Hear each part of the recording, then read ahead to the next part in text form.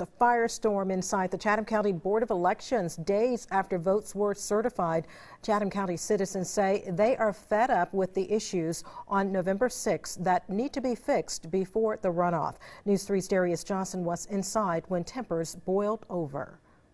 Outraged Chatham County voters showed up to today's board meeting to express their concerns of alleged voter suppression. Now, those here at tonight's meeting also called for Supervisor Russell Bridges and Chairman Tom Mahoney to step down from the Board of Elections. The citizens who believe that Thomas J. Mahoney should resign, please stand. Yes. The citizens that believe that Russell Bridges should be removed as supervisor over voting precincts and anything with this election remain standing.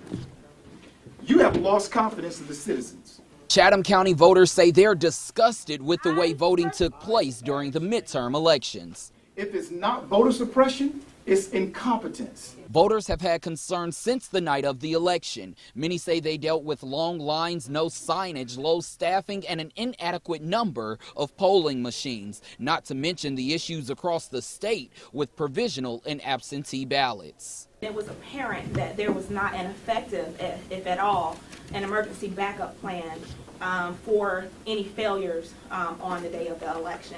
Why didn't you have an effective or execute a backup plan? I spoke to Chairman Mahoney the day after the election about this. He says they planned well in advance and said they based their staffing and equipment levels on past turnout for midterm elections. We will adjourn the meeting.